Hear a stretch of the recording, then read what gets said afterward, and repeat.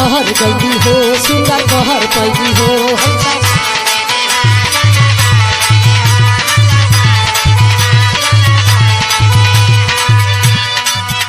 अपना रजऊ के प्यार में सबहर गई हो अपना रजऊ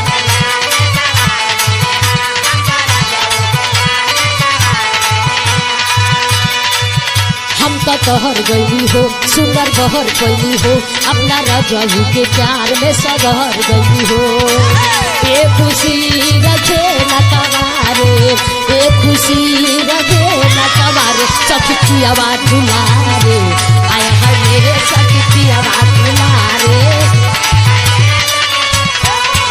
अरे लूटा हो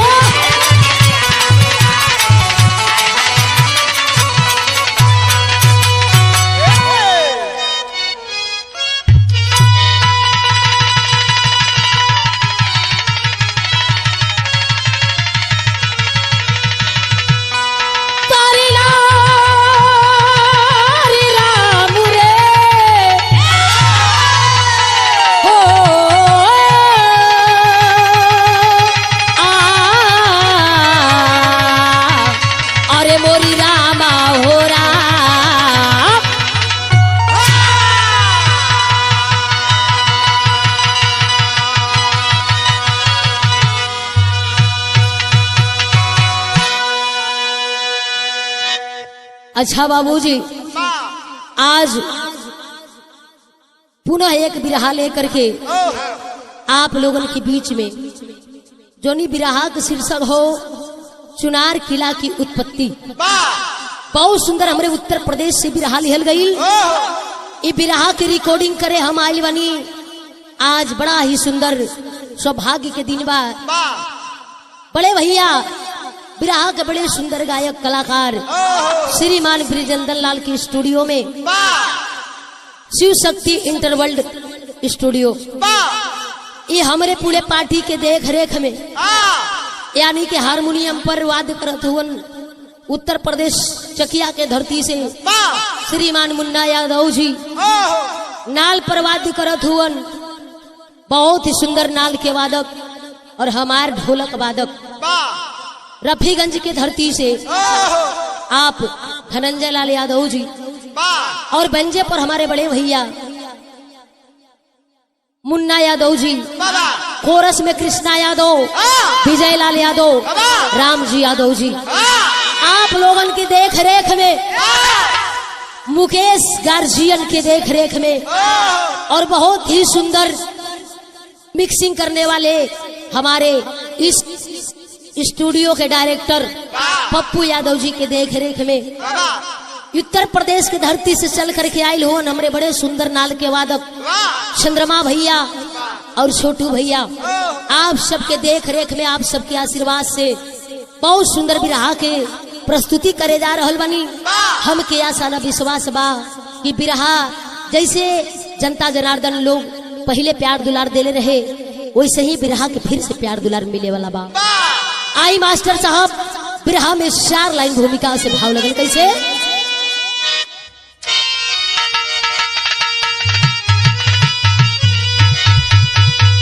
तो धरोहर बना इस जमाने के अंदर अरे समर में होती जग में कीर्ति है कायम सूर्यवंशियों की है कहानी अमर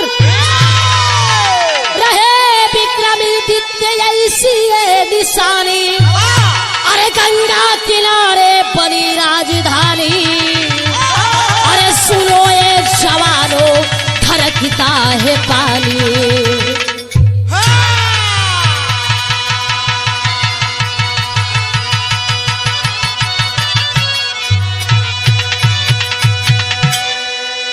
अरे धरोहर बना इस जमाने के अंदर अमर होती जग में ये कीर्ति है कायम सूर्यवंशियों की कहानी अमर है रहे विक्रमादित्य एक ऐसी निशानी गंगा किनारे बनी राजधानी सुनो ये जवानों धड़कता है पानी। बाहर मेरे लिखने वाले कवि लोग बतावे लने ब्रिजनंदन भैया कि जहाँ न पहुँचे रवि वहाँ पहुँचे कवि आय हाय हाय बड़ा सुंदर कव्वाली का टुकड़ा लगल मास्टर कैसे।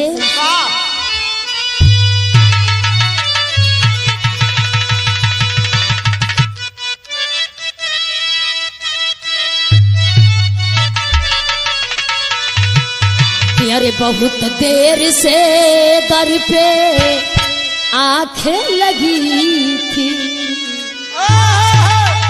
बहुत देर से दर पे आंखें लगी थी, हुजूर आते आते बहुत देर कर दी, हुजूर आते आते बहुत देर कर दी।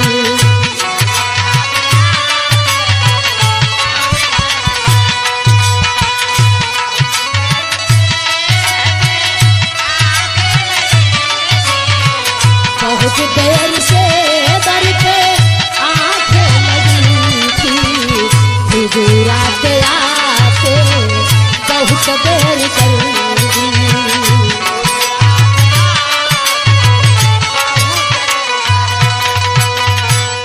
ई तो कव्वाली के टुकड़ा रहल भैया, लेकिन एकरा में हमरे कवि जी दो लाइन राइटिंग केलन। का कैलन? वतन यानी पर आज आए कभी ना, वतन यानी पर आज आए कभी ना, बदन चूमता जिसके प्यारों का मंजर, बदन चूमता जिसके प्यारों का मंजर।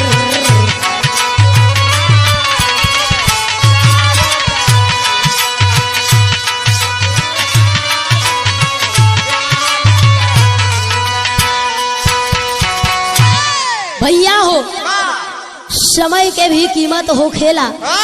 बहुत सुंदर हमरे सारा भैया लोगन के आशीर्वाद प्यार दुलार मिल रहल बा।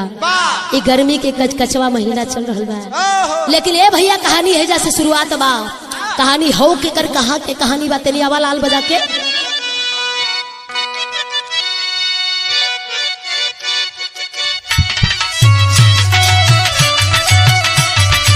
अरे जिया हो। राजगढ़ राम सिंह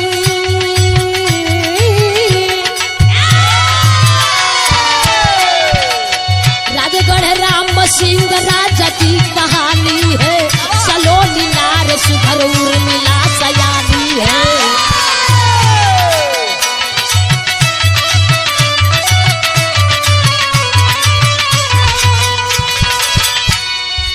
राज में राजा और प्रजा का निर्वाह किया, सपना सजाया दिल में बेटा को वरदान दिया।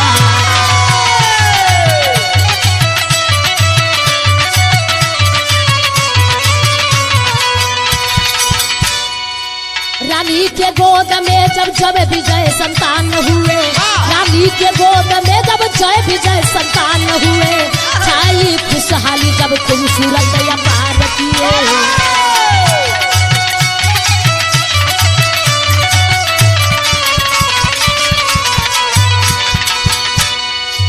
हाय विधाता तब कहर बन के टूट पड़ा, हाय विधाता तब कहर बन के टूट पड़ा, था पत्थर में तल को छेद खड़ा।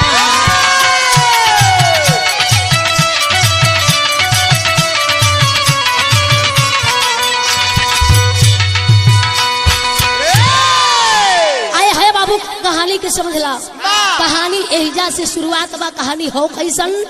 ए भैया राजगढ़ के राजा राम सिंह जब सयान भइलन है, तब शादी के तैयारी भइल बा। और जब शादी के तैयारी भइल बा, एगो उर्मिला नाम के रानी से शादी हो गई। आए हे बाबू, उर्मिला नाम की राजकुमारी से जब शादी हो गई, बड़ी खुशी खुशी राजपाट संभालते हैं।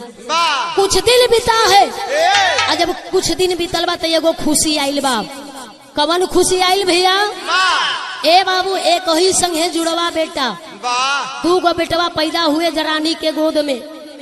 आए है बड़ा खुशी छोले बा के रानी के 2 गो बेटवा पैदा हो गईलन।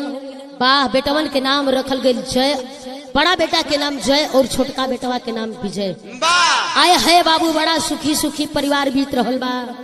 लेकिन ए बाबू लोग बतावेलन कि जेकरा के घरे ज्यादा खुशी आ जाला त भगवान के भी बर्दाश्त ना होखेला।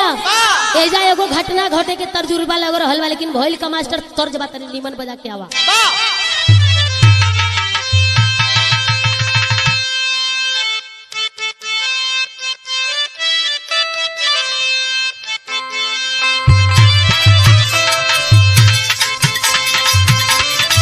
अरे वाह, बड़ा नीमन ई गीत के हमरे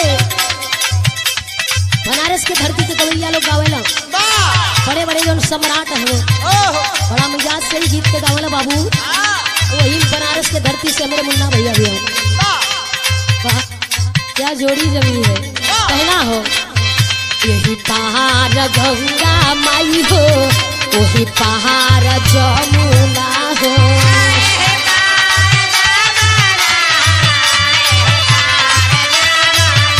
अरे जिया हो,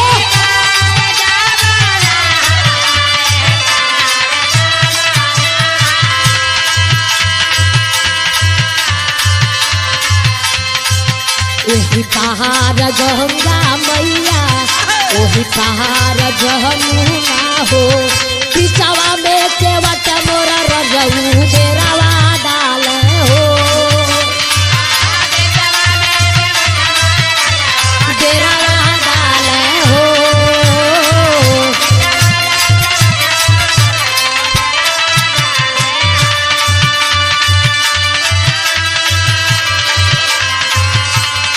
इतना मुना रहल भैया, लेकिन आए हाय हाय हाय जौनी समय जन विजय छह विजय वो घरवा में पैदा भइलन बाबू।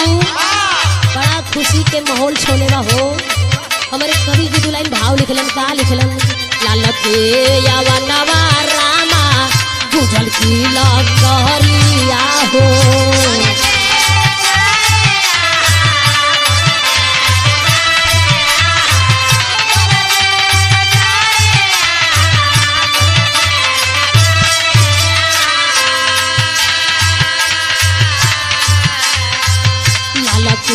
यवनवा रामा गुजल की लकरिया हो। सुखमय समैया तब लोभावन लागे हो, सुखमय समैया तब लोभावन लागे हो।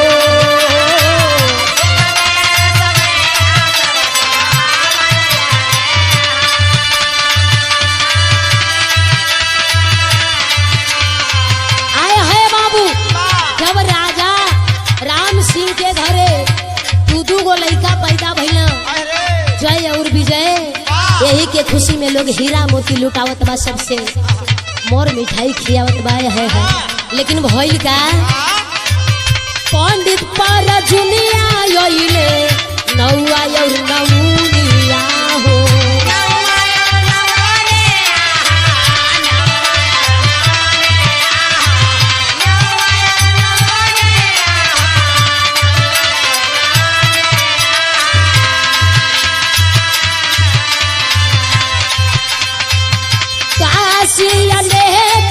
के गुजल की लकरिया हो।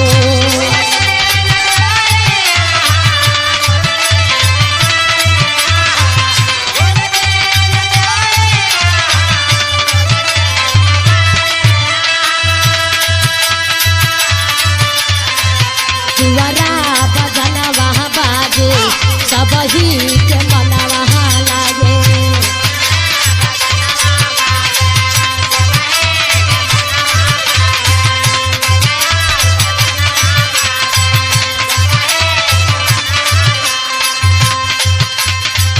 दुआरा बजनवा बाजे सब ही के मनवा लागे।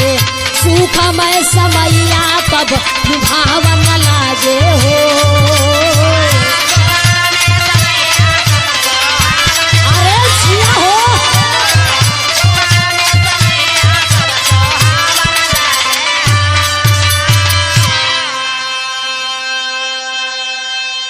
आए हाय है बाबूजी। जब दुनू बचवा पैदा भइलन चारों तरफ शोर हो गई कि आज राजगढ़ के किला में किलकारी गूंज रहल बा, दू गो लइका पैदा भइल बड़े। आए हे बाबू, जब ई बतिया के गांव घर सुनले बा राजा साहब सोचलन कि मोर मिठाई तो बटा गई बा काहे ना बबुआ लोग के छठी पसंद यार बढ़िया से कह दिया जाए। आए है बाबू गांव घर के लोगन के पंडित परजुनिया के सबके बुला करके और दुआरे बजैया बाधत हो अगरे में सोहर गावत है जा लोगन कैसे गवात हो बाबू तनी सोहर के लाइन लगल लाल बजा के आवत हो।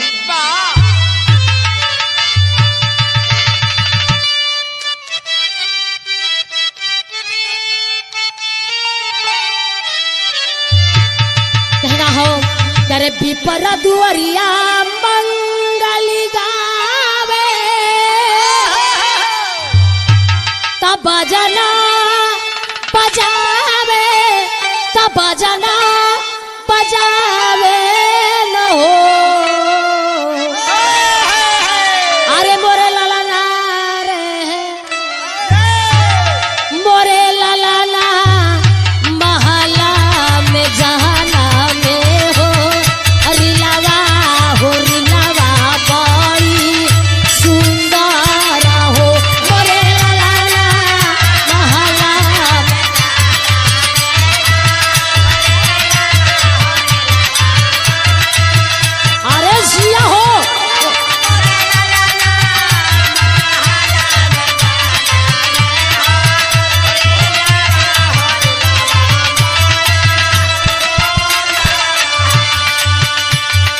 खुशी के दिन बा सब नौआ नौनिया आइल बा अपन अपन काम कर रहल बा। अब बड़ा हंस हंस के राजा राम सिंह और रानी उर्मिला अपने दोनों बचपन के जन्म की खुशी में आए है बाबू।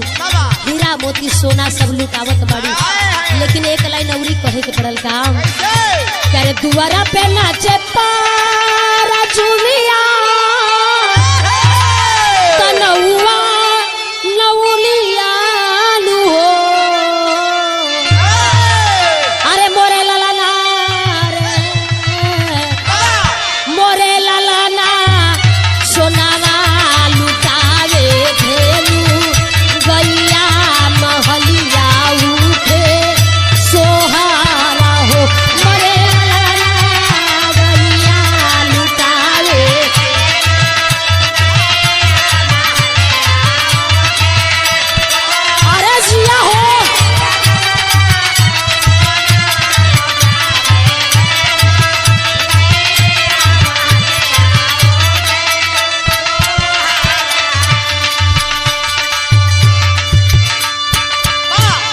बाबू चारों तरफ खुशी सौले बा।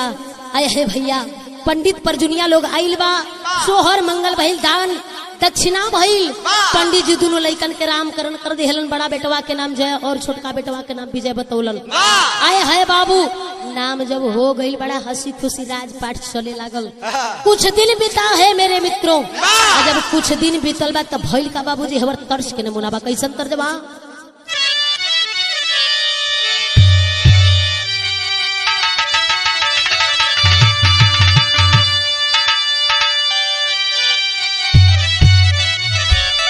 तब बुझीला कबहू तन कयगिया अरे मोरे राम बुझीला कबहू तन कयगिया जवानी जहर भइल बा फूट गइल किस्मतिया यार मत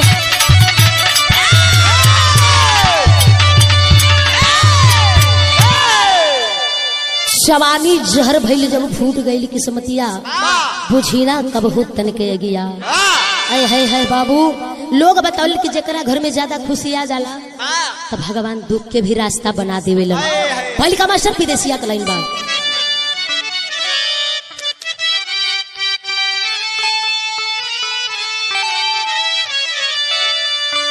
कहे कि अरे कुछ दिन बीती गई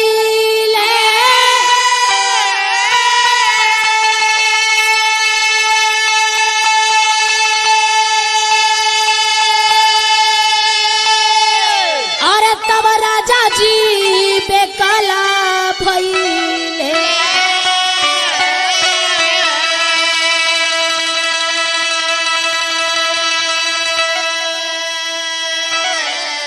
अरे तनहा के जैसनी ए भैया बितावे लगले दिना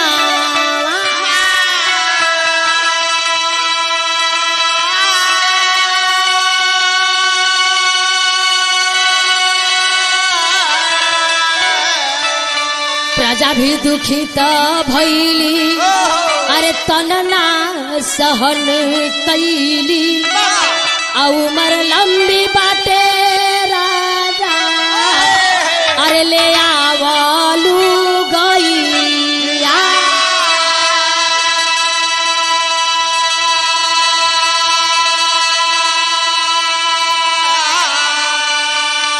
अरे तसदिया रचवले राजा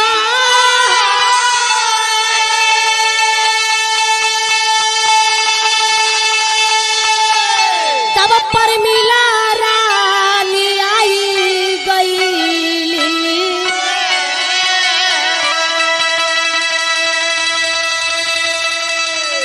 अरे खुशियां में बीते लागो ए भैया राजा घराना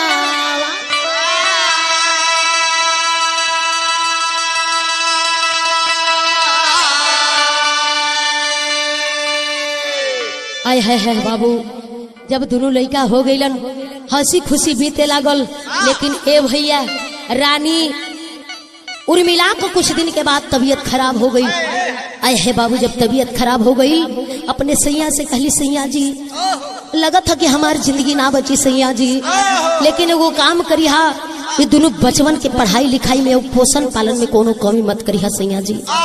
आय है बाबू उर्मिला अपने बिस्तर पर लेट करके अपने पति को बुलाती है राजा राम सिंह को और बुला करके एगो बात कही सैया हम तो छोड़ के चल जाए सैया लेकिन ये दोनों बचवन के छोड़ के आप मत जइहा काहे कि दोनों बचवा टूअर हो जाइए सैया आखिर ए राज के राजकुमार हुवन यह लोग ए राज्य के संभाले वाला हुवन। आय है बाबू अपने पति से वचन लेकर के और उर्मिला हमेशा हमेशा के लिए इस दुनिया से चली जाती है मेरे मित्रों। आय है बाबू जब रानी चल गईली राजा दोनों बचवन के लेके तनहा जिंदगी बितावे लगलन लोगन से राजा के दुख देखल ना गईल तब सलाह देथवन गांव घर के लेके ये राजा साहब आखिर तू तो जिंदगी में अपने कष्ट बर्दाश्त करते हुए लेकिन दोनों बचवन के बड़ा जिंदगी बेकार बा एगो काम करो काहे ना तू एगो अपन शादी कर लो जब एगो शादी कर लेबा तो अगर एगो रानी आ जाई है तो दोनों लड़कन के जिंदगी सही से बीते लगी आखिरी भरल जवानी में कब तक तो अपन अकेला जिंदगी तनहा में बीतेबा राजा साहब। आय है बाबू सब लोगन के गांव घर के लोगन के बात मान करके और राजा राम सिंह सबके समझावे पर दूसरी शादी परमिला नाम के एगो राजकुमारी से कर लेलन। आय है बाबू कुछ दिन बीता है और जब कुछ दिन बीता है तो भैल का मास्टर तर्ज के नमूना बा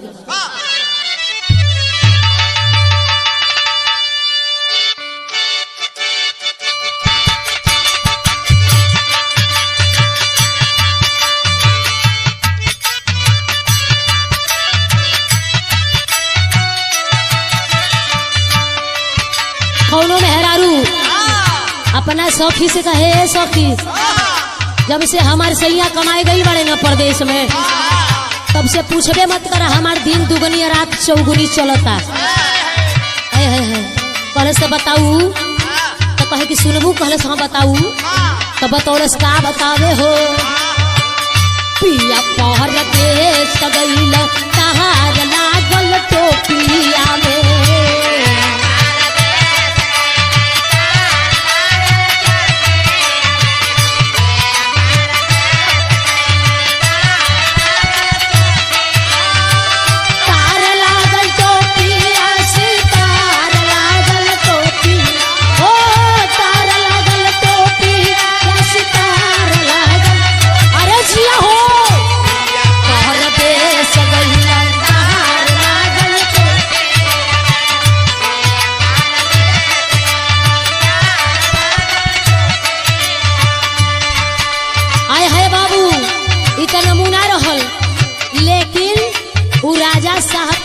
से दुख वाला दिन किनाए लगल भाव में हमारे कवि जी लिखलन का लिखलन बोली रानी बात हमारी सुना हो सवरिया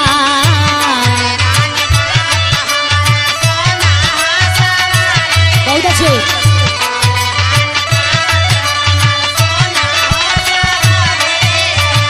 तारा बीच बोरा जमी हमारो बोला जानी हमारो नरिया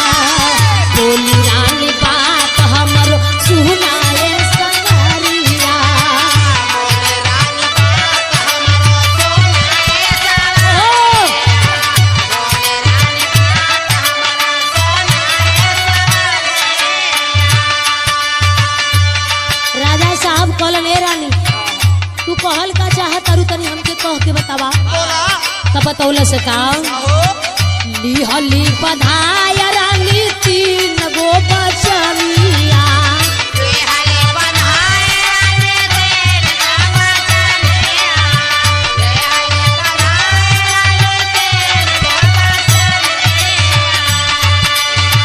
हमारा के चाह राजा राख तू जीवनिया।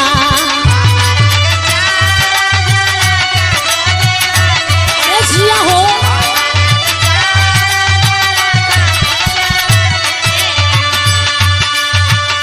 होते बिहलवा मिली गजबे खबरिया। होते बिहलवा मिली गजबे खबरिया। बोली रानी कहाँ का हमारा महनाए सवारिया।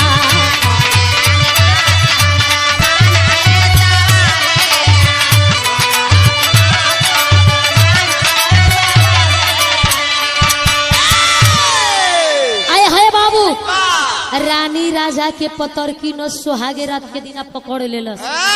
परमिला रानी अपने राजा राम सिंह के पतर की नसबा पकड़ लेलस। कलस ए सैया हमारा अंडर में हो जा।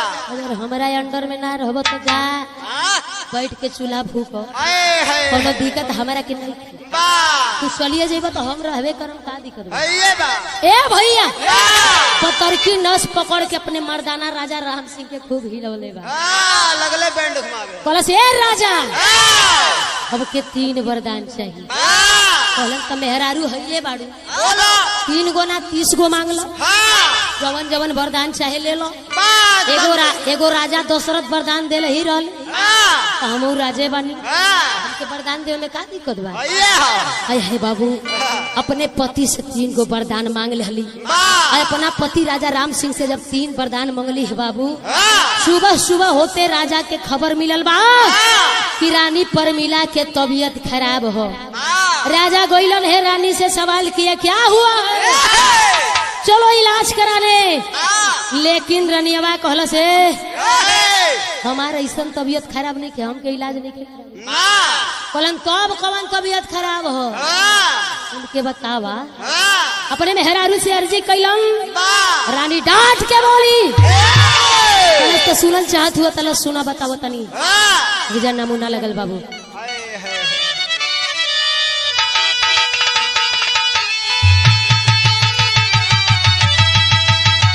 कौनो बौरा हमर दाना बिना तेले पानी का गाड़ी पर चढ़ जाए। मुकेश लेखा। अरे वो बेचारा अपने दाव में ही ना देखे कि हम कहाँ चढ़त है। चंद्रमा भैया बिना तेला पानी का फूक के फर्दे चढ़ी जाए। वही समय नमूना लहल मेरे कहलस क्या कहतिया कि अरे उड़वले बाहो अरे उड़वले बा अरे उड़वले बाहो अरे उड़वले बा अरे बिना तेल के जहरिया अरे बिना तेल के जहरिया अरे उड़वले बा बिना तेल के जहरिया। अरे जिया हो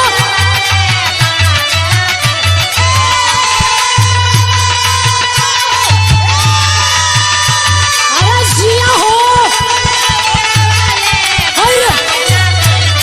जियो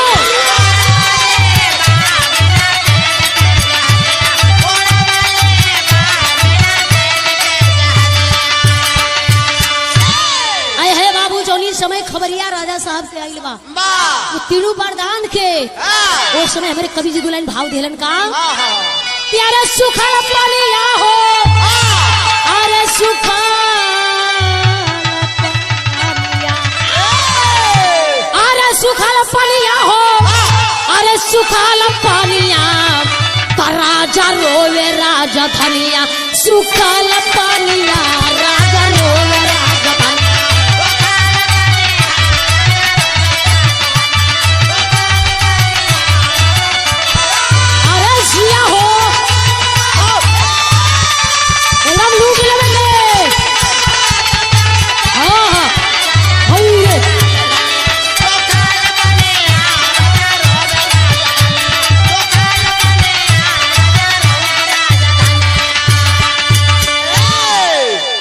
राजा सवाल कैलन वाह कि आखिर रानी के तबीयत ठीक होत नहीं थी, रानी इलाज करावत ना है, आखिर इनके घटल का बा।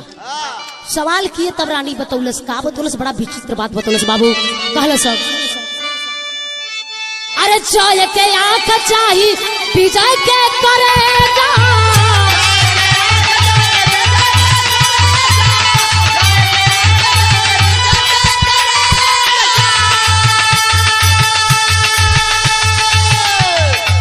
रखिया सुधार राजा अपन तू भेजा,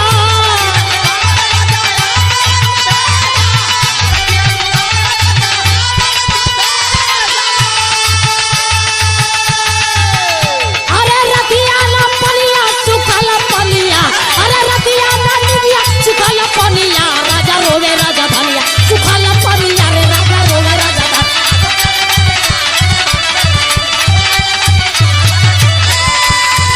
अरे जिया हो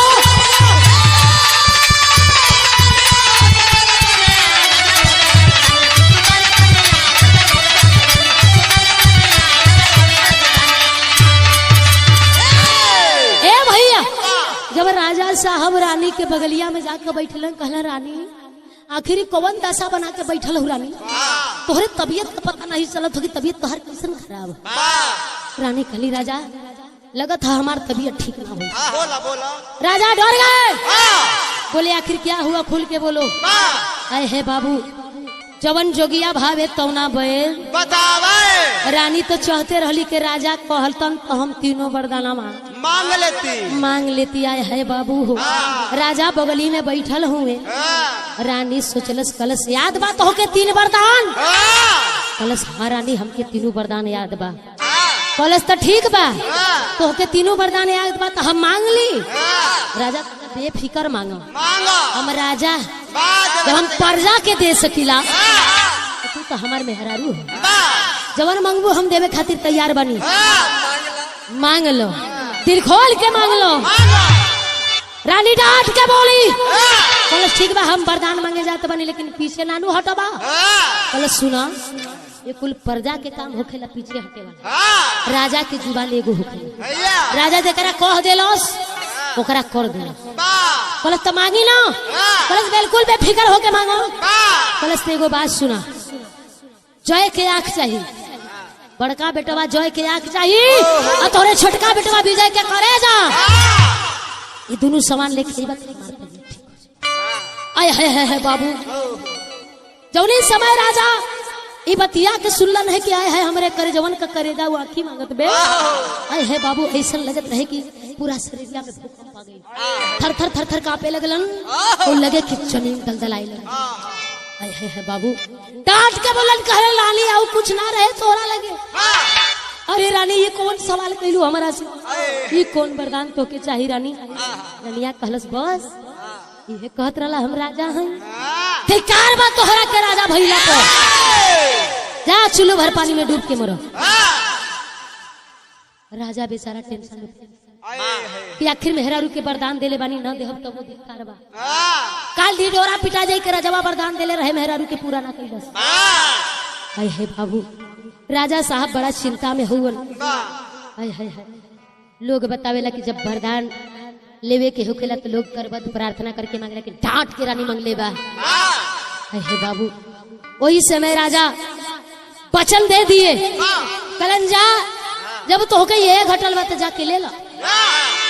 हे बाबू, अपन करेजा राजा हथेली पर रख करके वचन देलन है, और जब वचनिया देलन हम तो भइल का मास्टर कर उसका नमूना बा।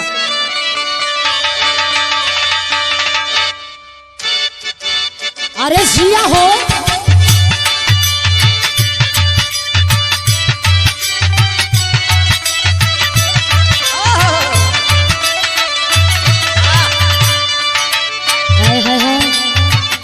तर्ज, बड़ा सुंदर तर्ज हो बाबू। एक गवैया बड़ा नीच के गावेलन, कहे के पड़े रामजी भैया, विजयलाल हो, बबुआ कृष्ण हो, गवैया गौले बा। तूने गजा बरचा भगवान,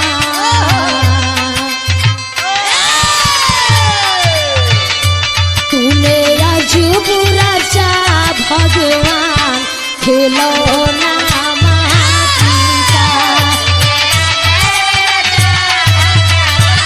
वाह, क्या बात है, अरे जिया हो।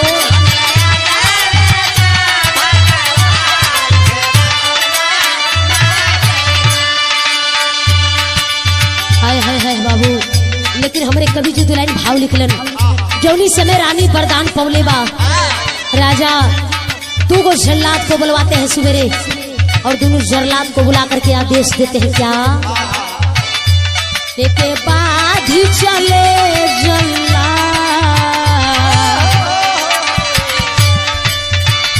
लेके बाद ही चले जल्लाद आड़ बीच जंगल में, लेके बाद ही चले।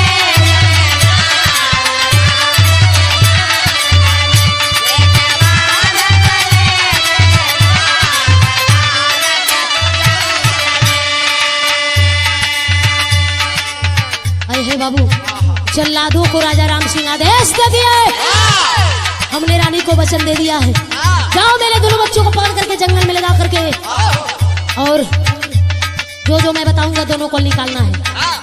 बोले क्या निकालना है, तंत्रा के लिए बतौलन का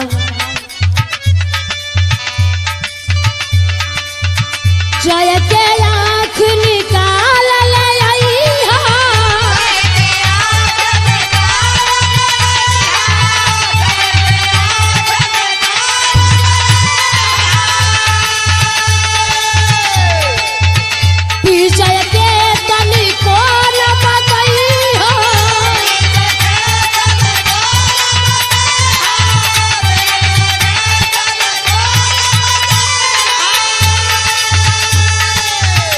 रहे धरतिया गगन निहार,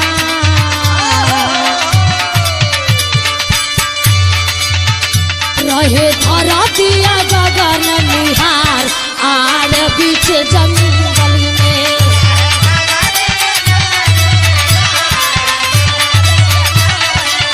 बहुत अच्छे,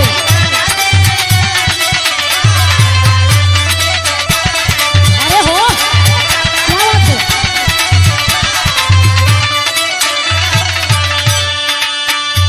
आए है बाबू, जल्लाद कान करके दोनों बच्चों को लेकर के जंगल में जाते हैं। और जब जंगलवा में पहुंचलन बाबू, तो बड़का भैया जय के आंख निकालत हुअन। और जब भैया आंख निकालत देखले बा, छोटका भैया विजय दौड़ के भाग जाता है और दौड़ के भागल बा, जाके झाड़ी में छिप गइल बा। झाड़ी में छिपल बा, उस समय भैया बाबू भैया भैया करत गोहरावा,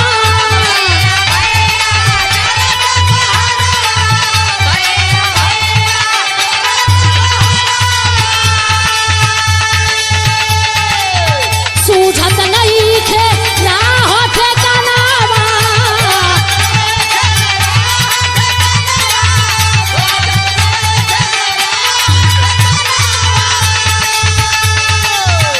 कब सुनाबा मोरा फरियाद आड़ बीच जंगल में, कब सुनाबा मोरा फरियाद आड़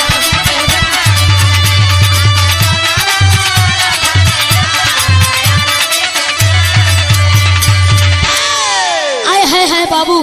जौनी समय वो राजा के दोनों लइकन के जल्लाद लेकर के अइलन है, आदेशवा पौलन है बाबू हो, लेकर के जंगलवा में अइलन है और जय के आंख और विजय के करेजा निकाले लगलन। आए है बाबू, जल्लाद जब आदेश पौलन की विजय के करेजा चाहिए, जय के आंखी चाहिए, आए है बाबू लेकर के जंगल में गए हैं। और जब जंगल की ओर चल दिए, तब बड़ा बेटा जयवा के पटक करके आंख निकाले लगलन। जब आँखिया निकाले लगलन बाबू, तो जय हाथ जोड़ के प्रदान पढ़ के कल चाचा हमनी के आंख करेजा मत निकालो चाचा, हमनी को मैभा मतारी जवन चाहती है तो बाबूजी करत अरे चाचा, ऐसन गलती मत करना तो हमनी अनाथ हो जाई चाचा, आखिर आन्हर हो जाई तो के हमनी के जियाई के पोस्टी। आए है बाबू, हाथ जोड़ के बोलता है चाचा काहे मारा तारा, आखिर हमनी के मार के का पैबा।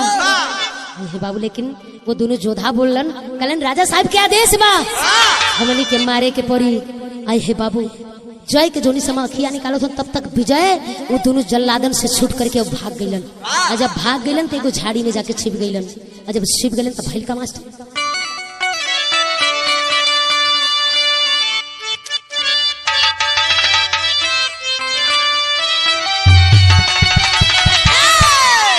है बिरहा के नमूना जवन लगल ओकरे हमरे गुरुजी ओम प्रकाश यादव जी बड़ा सजा के गीतिया के गावे लगा।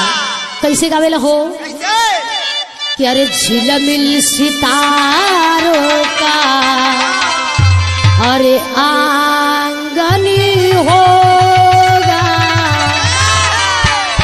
अरे रिम झिम बरसता सावन होगा, आंगनी होगा रिम झिम बरसता। अरे जिया हो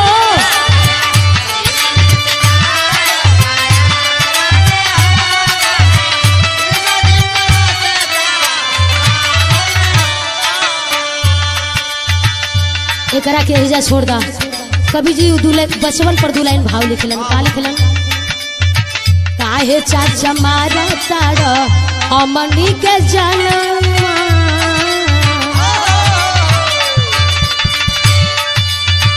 काहे चाचा मारा ताड़ अमनी के जनवा, हमारा के मारी कवन कोई बात जानवा,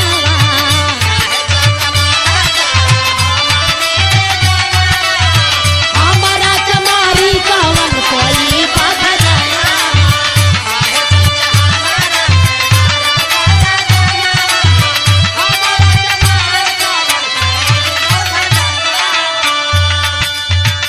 आए है बाबू बड़का बेटवा जाए हाथ जोड़ के उजल लादन से रो रहंगा।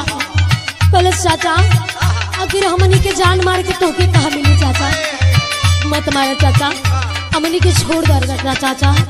काहे चाचा जाना तो माई कटुअर वाली चाचा, माई नानवे में छोड़ के मर गई चाचा। एगो माई बा मतारी आइल वाली चाचा, हमनी के अपन नाम मांगली चाचा। ए चाचा हमनी के छोड़ दो, हमने भीख मांग के खा ले चाचा। कबो राजा साहब के राजधानी में ना आई, लेकिन जान मत मारे चाचा। हाथ जोड़ के प्रार्थना करे थे का कहलन माई मोरी चली गई तुआरा बनाई के,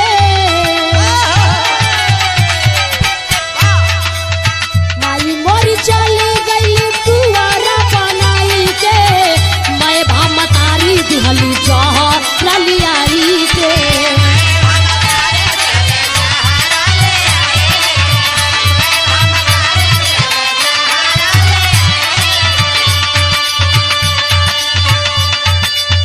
करे जवान निकाला जनू मानी जा कहना, हमारा के मारी कवन कोई बात जाना।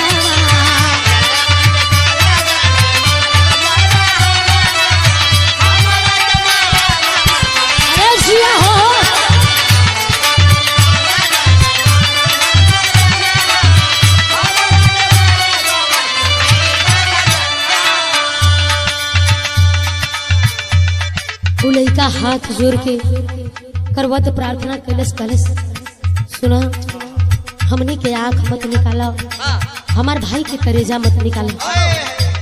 लेकिन जल्लाद ना मनलन बाबू, जय के अखिया पटक के दोनों निकाल ले, अखिया निकाल ले तो जय एगो निहोरा कलस साहब अखिया तो हमार निकाल ले, लेकिन एगो काम करिए जय विजय के करेजा मत निकली। कम से कम एगो भाई हमारे अगर अच्छा से रही ना तो हम दोनों भाई भीख मांग के जी ले जाए, और तो हर राज पार छोड़ के हमेशा हमेशा खातिर चल रही। दोनों चल दवा विचार बना लगा कहले गांव में ना आई बना, कहले बिल्कुल ना चाचा तोहरा गांव में तोहरा राजधानी में कबो ना आई। आए है बाबू दोनों जल्लाद कैलन का जय के आंखी लेकर के और एगो हिरन के करेजा लेकर के और राजधानी में चल देते हैं। आए है बाबू जब राजधानी में गईलन है ये लड़का झाड़ी में से जिस समय छोटा भाई विजय निकलल बा अपने भैया जय के ले वाले करके चल दे बा। लेकिन कुछ दिन बीतल बा और कुछ दिन बीतल तो भइल गाय के लाइन बताओ तो पड़ल काम पंडित बोलाई राजा पतारा देखावले जग पूरा करा सब संतन के बोलावले।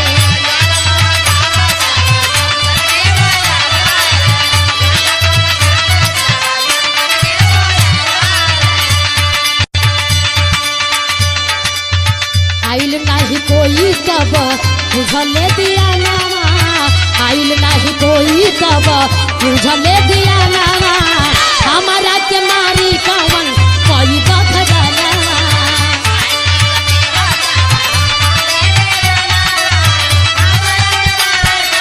कैसे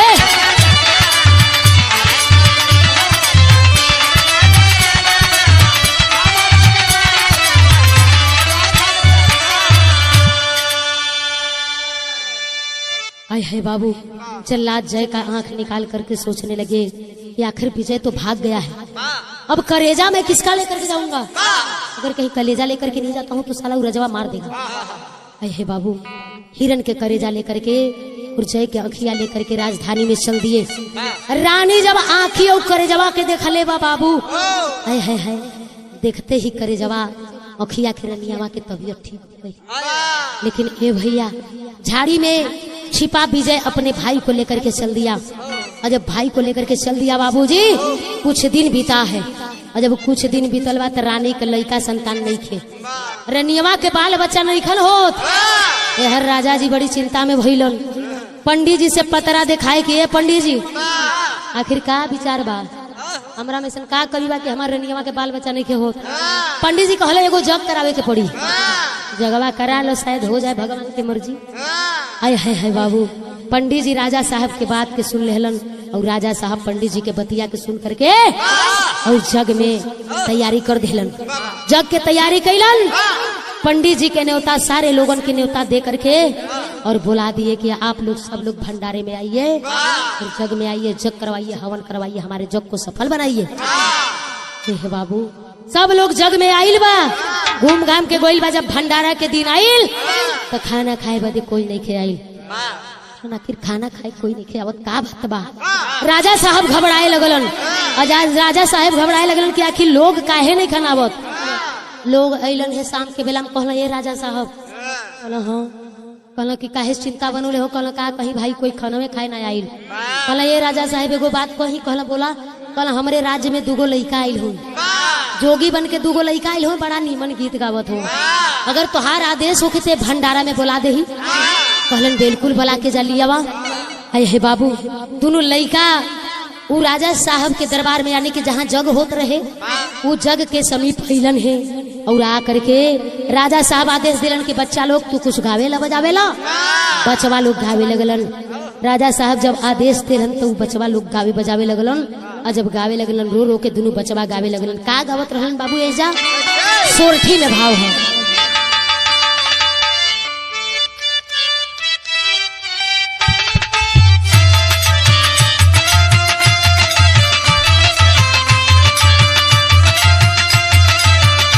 हो बड़ा सुघर नीमन बा लेकिन तर्जवा के छोड़ दो, फर्जवा पे आवा, तर्ज से नीमन फर्ज बटे कहना हो।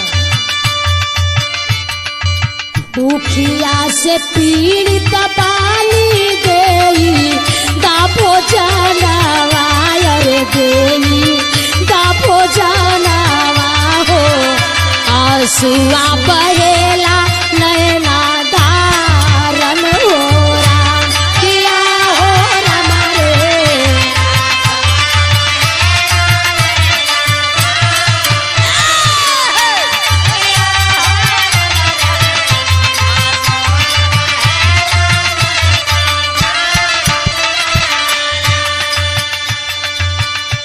दोनों लड़का भूख से छटपटात हुए बाबू, हाथ जोड़ले हुआ और हाथ जोड़ के रो रो के गावत हुआ। का गावत हुआ बाबू? राम सिंह बाबू रहले उरनी लाम तारिया रे उरनी लाम तारिया हो, माए बाम तरिया जनवा मारली हो राम किया हो राम रे।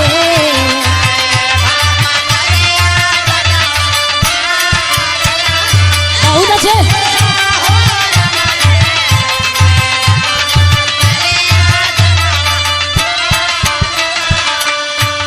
आए है बाबू।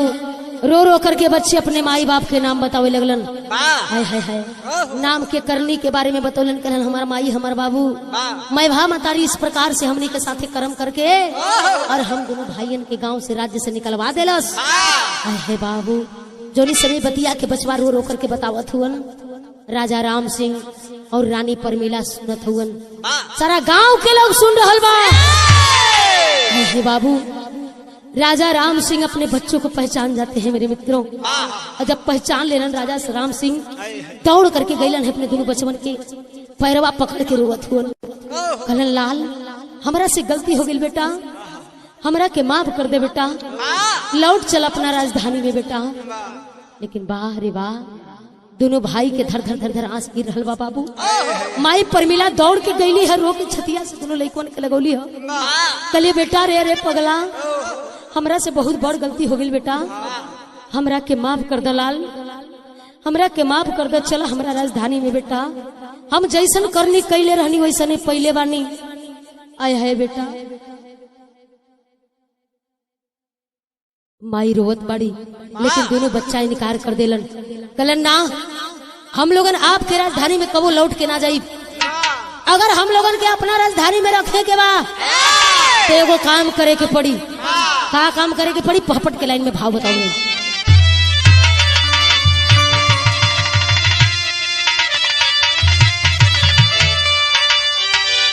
अरे फिर न आई हरियाली, अरे सुखल डाली भाई देखा तू, अरे फिर न आई हरियाली सुखल डाली भाई देखा तू, अरे ता उगल किरनिया सुर लिए जब लाली भाई देखा तू।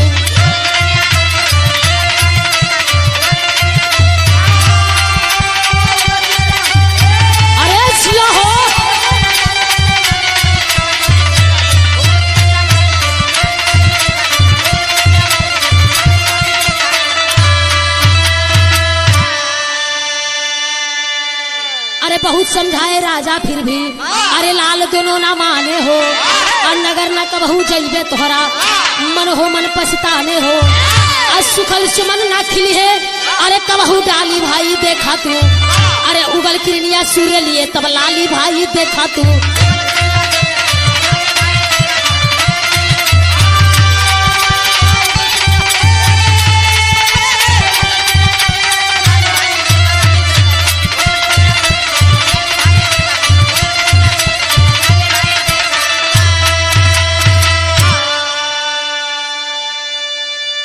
बाबू अपने माई बाबू के बात सुन करके दोनों भाई भाई बोले, अगर आप रखना ही चाहते हैं तो हमें सोन नदी के किनारे जो आप जग करवा रहे हैं हम वहीं रहेंगे, अगर मंजूर है तो रहे, नहीं तो हम चलता जोगी बहता तो हर बात माने वाला नहीं खी। है बाबू, पापा टेंशन में पड़ गए राजा राम सिंह। कहलन कोई बात ना बचवा, तू लोगन के जहाँ मर्जी बा वहीं रखल जाई, लेकिन ये लाल अब हमारे बुढ़ौती के सहारा कोई नहीं खे, छोड़ के मत जा बाबू। आए है बाबू, पहल का मास्टर सदर हमें लाइन बाटे।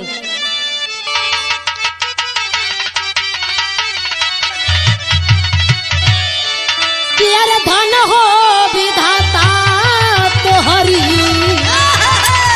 अरे गजब है लिखनिया, अरे छल छल छल के लाया सुआ के धार,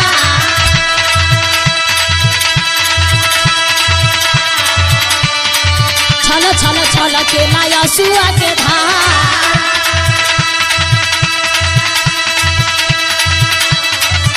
अरे न भयो गगन माता पे धरती समावा,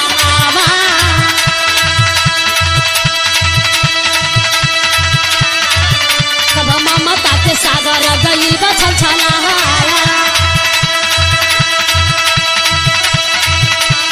अरे जगमग जारे तोहरे जोत कह दिया नवा, अरे जगमग जारे तोहरे फूल कह दिया नवा, अब प्रभु के लीला कोई कैसे देही तार बाबू।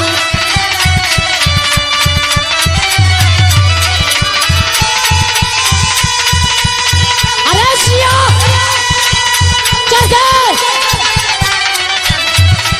अरे जिया हो,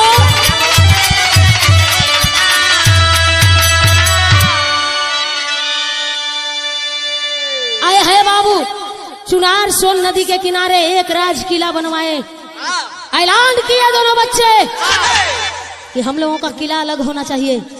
वही जग के मंडप जहाँ सजा रहे सोन नदी के किनारे, वही जा एगो किला बनल और तब उस किला का नाम पड़ा बड़ा भाई नाम बतौलन विजय के नाम से ही किला रही।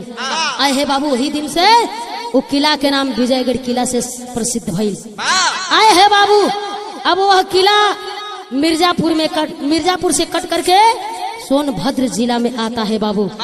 आज वह किला आलीशान बनाया गया है और जो भी लोग वहां जाते हैं दर्शन करते हैं उसका जो है कि घूमने के लिए जाते हैं और अपना हर सपना पूरा करते हैं। मेरे मित्रों राजा विजयगढ़ के नाम से वह किला प्रसिद्ध हुआ। आए है मेरे मित्रों आज दोनों बच्चे उस किला में जाकर के अपना जीवन यापन करने लगे। जय और विजय भैल का मास्टर साहब खड़ी में लाइन बा।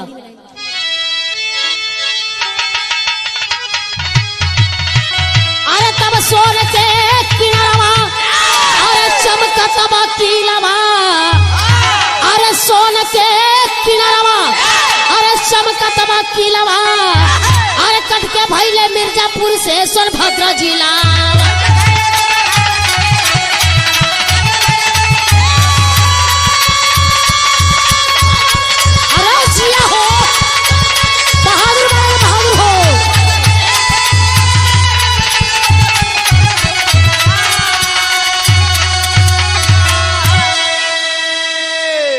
आलीशान किला है बाबू जाने दुनिया सारी और घूमने को लोग जाते हैं और बन करके सब नर नारी।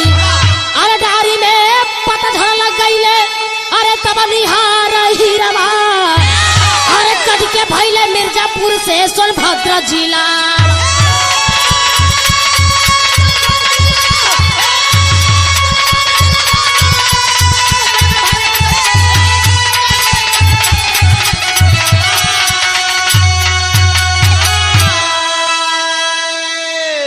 है बाबूजी आज भी वो किला चुनार में विजयगढ़ के नाम से प्रसिद्ध है। कहानी हेजा से आखिरी भइल बाबू खड़ी छाप के लाइन लगल। गुरु बिहारी गुरु गणेश गुरु रामलाल मुर्मा का अरे स्वर्ग गए चंद्रिका कभी जोड़ी विजेंद्र से नाता हो।